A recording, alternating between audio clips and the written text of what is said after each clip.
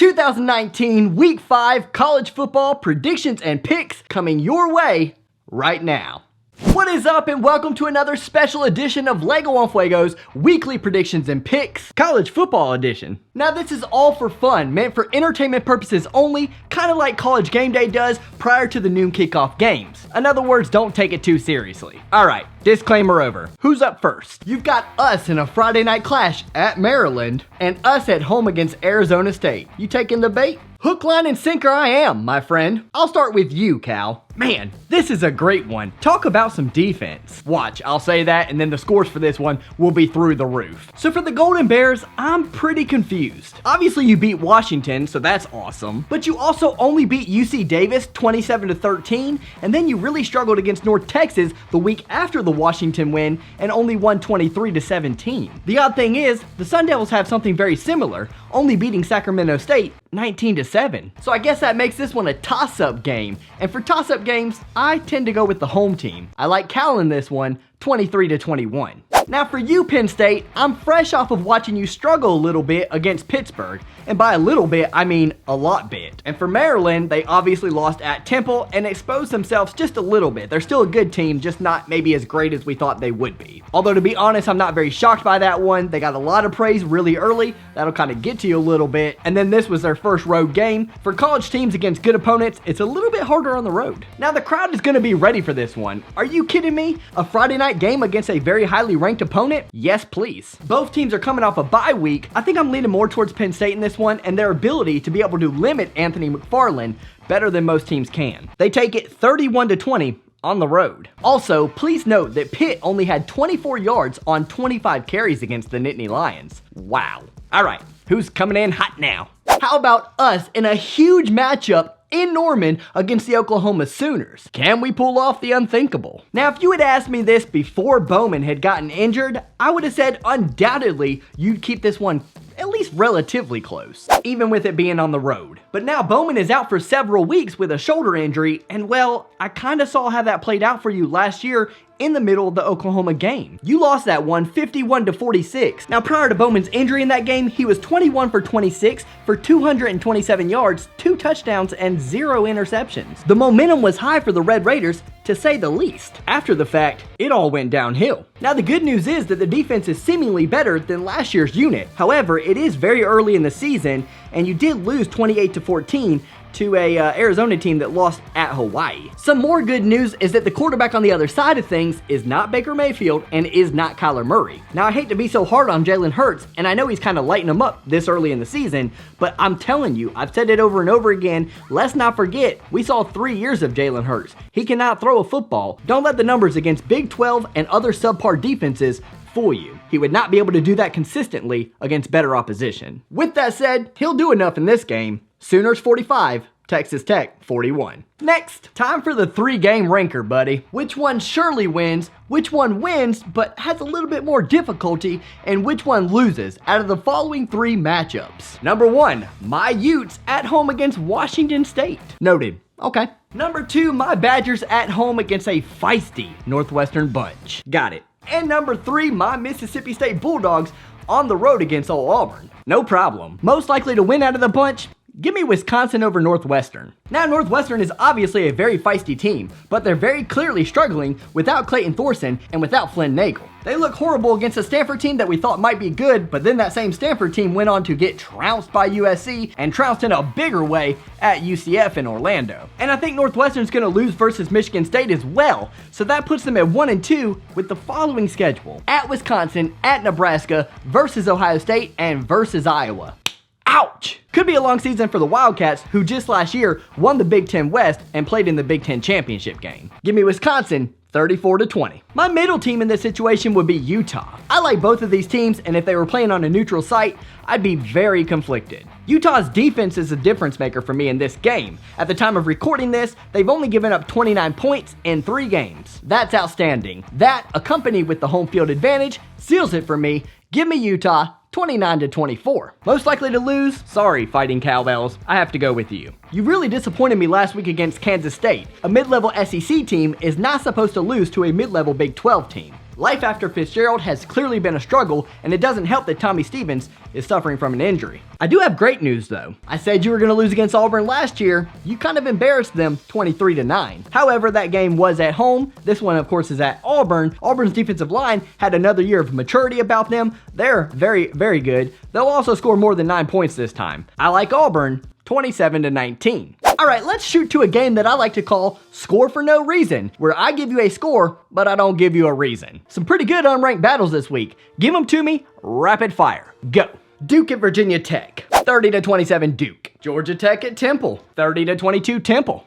Wake Forest at Boston College, 27-24 Boston College. NC State at Florida State, 31-27 Wolfpack. Kansas State at Oklahoma State, 35-31. OK State. Indiana at Michigan State, 24-21. Little brother. Little brother's Michigan State, by the way. Minnesota at Purdue, 32-29 Gophers. Kentucky at South Kakalaki. What is it, like 5 in a row for Kentucky now or something like that? Not this time, baby. It's the Helinski era. 31-27 Gamecocks.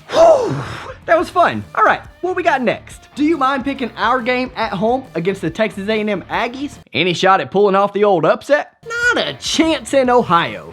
Or sorry, not a chance in Hades. Same thing. I really like the passing attack of A&M and those experienced receivers that he's throwing to. You guys are definitely showing some signs of improvement though. Keep hanging in there. It'll get better eventually. But for this one, it's gig 'em Aggies, 38-19. Let me guess, you're gonna be all negative on us as well and say we don't have a chance in Tuscaloosa. Look man, with all due respect, you and some of the other trolls on here need to understand the difference between a pessimist and a realist. I personally like to consider myself a realist. Sometimes you gotta put your pride aside and come to grip with things. And right now I'm saying that you need to come to grip with the fact that Tua's gonna throw for 362 yards, 4 touchdowns, and this one will be over basically by halftime. Roll Tide, 45-17. Shall we continue this trend? Who are you guys playing again? We're at home against Clemson. Ooh, yeah. We can continue on this path. Listen, the honest truth is, you guys should be very proud of yourself. No one expected you to be where you are now. In fact, at the beginning of the season, had you told me that North Carolina had at least 1 win out of its first 3 games, and for me to guess who that win was against, my last guess would have been against South Carolina or against Miami. I would have guessed Wake Forest. However, as we know, it's actually the other way around. You guys are in a good spot right now. I love Mac Brown and the personality and character that he has, so just keep doing what you're doing. You'll get a lot better. With that said, this is more of a testament to how good Clemson is more than it is a diss on you. There's a lot of speed for the Tigers on both sides of the football. They'll make life for Howell very uncomfortable, and good luck guarding those speedy receivers while also trying to halt Travis Etienne. I'll take Clemson in this one, 44-17. Real quick, I know you're thinking, 44-17? No way we lose by that much. But listen, I live about 10 minutes from Clemson Stadium, and I know how things are here between Clemson and South Carolina. Now that Clemson knows that South Carolina lost to North Carolina, they want to beat the brakes off the Tar Heels just for that little bit of extra jawing. They love to add salt in the wound here. What can I say? Those kind of tidbits are often overlooked, but not by me. Who's on deck? Hey, Lego on Fuego. Yeah. Remember when all the experts said that our WTF game this year was going to be against Nebraska? And I'm pretty sure there was a YouTuber who said the same thing. What was his name again? His name was Lego on Fuego, you moron. And unlike a lot of people I know, I tend to admit when I was wrong. I was wrong. Now I knew that all the hype about Nebraska was fraudulent and incorrect. If you don't believe me, go on some of my past videos, I mention it sparingly. But what I also knew was that 2 years ago, Iowa was a mediocre team and they curb stomped you. And then last year, Purdue was a mediocre team and they curb stomped you. So I just thought that possibly this was this year's inexplicable curb stomp. I like to follow trends. However, Nebraska looks worse than advertised and you look better than advertised. I was hoping that both of y'all's first weeks was kind of a fluke or abnormality, but that doesn't seem to be the case. You'll be able to shut all the doubters and all the haters up this week. You'll be a very focused bunch under Ryan Day, and you'll be ready to play. 42-24, Ohio State. All right, who's next? Get this guy out of here. It's me again, homie. Oh, good Lord. Are you still mad at me, dude? You have literally picked against me every single week, and 3 out of those 4 weeks, I proved you wrong. You have a very difficult schedule, and Clay Helton's butt is gonna be cooking s'mores soon. What do you want from me? Oh, I don't know. How about a prediction of us winning for a change? Well, that depends. Who do you play this weekend? Washington. Okay, that'll be a good game. Where's it at? Seattle. Not a chance in Ohio you win there. Look, they already got tripped up at home against California. It won't happen again this season outside of the Utah or Oregon game, and it will only happen in one of those. I think the Dogs will win one of them. I like Washington to split those. Dogs 32, Trojans 25. All right, how many more we got? I was tired. We're the last one left. It's us at Notre Dame. Let's go Wahoos! Let's go Wahoos indeed, my friend. So I'd like to preface this one and remind the Notre Dame fans, I have nothing against you or your program. In fact, as a Michigan fan, I really respect Notre Dame. They've had great coaches, great players, and awesome tradition. A lot of winning there. So when I pick on the Golden Helmets, it's really honestly nothing personal. It's just me kind of having that little bit of college football banner, which, let's be honest, that's what makes college football fun. It's what makes it entertaining. It's what makes this channel roll. So yes, I will be rooting for Virginia in this game.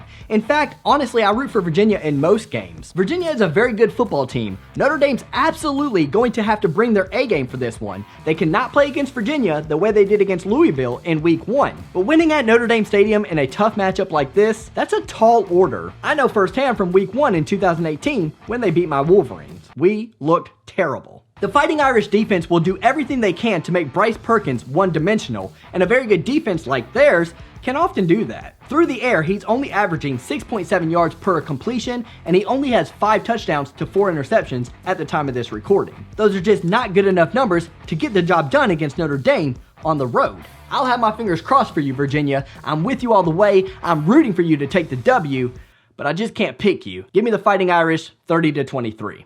Woo! This video was a fun one. Alright, so there you have it. My 2019 Week 5 college football predictions and picks. I hope you enjoyed them. I always enjoy making them. Subscribe right here if you want the most fun, entertaining, and creative college football content all season long. Like this video if you liked it. If you didn't, go ahead and check out Paul Jamison's channel. That's a great friend of mine and a great YouTuber. He does NFL live games, college live games, a lot of reactions, and all types of other good stuff. I highly recommend you jump over to his page, show him some love, and let him know that Lego on Fuego sent you. I'm Lego on Fuego. The fire's out for now, but it will be back up and running again real soon. See you guys then, and God bless.